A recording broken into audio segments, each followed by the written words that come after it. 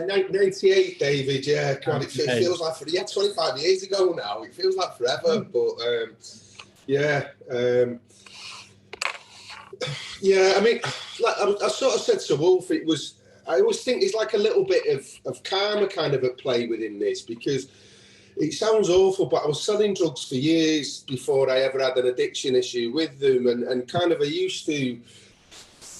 In the way that a lot of dealers do, he used to look down my nose at addicts and kind of, do you know what I mean? Just had them down as like weak-willed and sort of, they're just mugs really. So, yeah, it was kind of, again, I was feeling that life has this way of kind of turning you into the person that you once said you'd never become. But I mean, like I sort of said in the initial interview with Wolf, I went from zero exposure to cocaine to a raging addiction within probably the space of about 12 months. But again, sort of, I jumped into it feet first at that point. It was, it was something that I was able to fund through the sale of everything else. Yeah. And kind of, it was never an issue within itself, its own right, until everything else kind of collapsed on the other side of things, and then that just left me then with a massive, well, obviously I knew I had a problem with it, but like I say, I was funding it all of a sudden when they turned the tap off, and when I wasn't getting any more drugs to be able to sell, I had to find £2,000 a week then to fund my own habit, which was like, Christ, you realise at that point how bad things had got, and in a very, very, very short space of time. Yeah.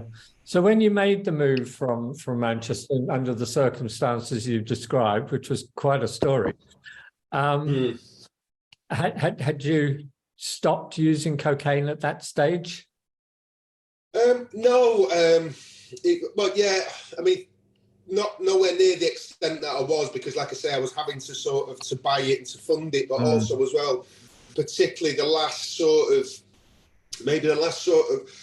2 or 3 weeks, I was in hiding in Manchester. I couldn't go to anybody that knew or anybody that was connected to, through fear of either them dropping me in it on purpose, or also me actually putting them at risk just by being around or being I mean, basically nobody wanted to be sat in a car with me or sat in a pub with me, just in case somebody came in to shoot me and they got sort of caught in the crossfire.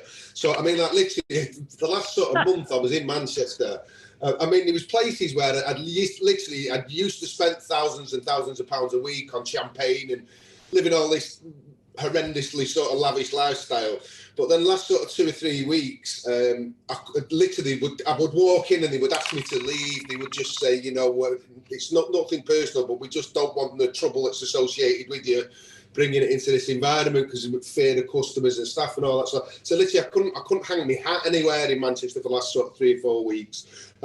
So my access to cocaine, the supply had started to dwindle significantly. But I think I was starting to suffer with, I wouldn't necessarily say psychosis, but I had real. I don't even think it is paranoid. I think when people are trying to kill you, I think it's a legitimate feeling. It's not nothing being paranoid about, being worried about being shot in the back of the head. So, that's sensible thoughts. I mean, we have this sort of stereotypical joke as a problematic cocaine user. You kind of, there's like a picture where it's 12 lines of cocaine racked up on a mirror, and it's split into 3 quarters, and 3 thirds. The first third are great, everyone enjoys these. The second 4, that's when you're on the phone ordering prostitutes and more cocaine. And then the last 4 lines are when you sat in the wardrobe with a samurai sword, peeking through the gap, waiting for someone to kick your front door in. But I was just at that stage all the way through, like any sort of, I think I kind of recognised at that point, I developed almost like a bit of a hypersensitivity. I was paranoid, I was uneasy, I was, and like I said, this all kind of fed into my natural issues, why I got into drugs in the first place, because I had really low self-confidence, this awful sense of impending doom every day in my life since I can remember. So kind of that just exasperated that feeling and magnified it massively. So even though I knew at that point that any exposure, even if I was just taking a couple of lines, it would set my head off and my head would fall off. But we all know, as with addiction, you kind of get stuck in that sort of thing where the one thing that actually makes you ill is the one thing that you need as you feel you need to sort of kind of function. So, yeah, I think I was sat dancing along the rim of like a nervous breakdown, a psychiatric admission, probably for a couple of years, to be honest with you, on and off. You know, and like I said, that probably kind of,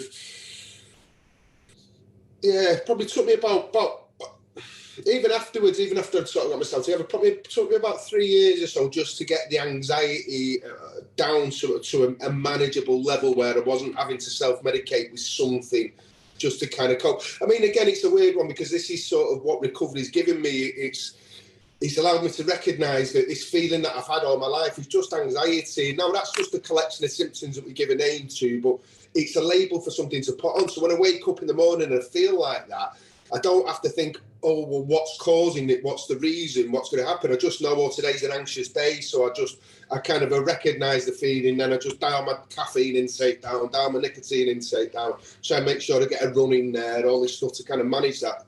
But like I say, at that point, I didn't. So everything I was just up there all the time. And like I say, sort of than a piano wire at the time.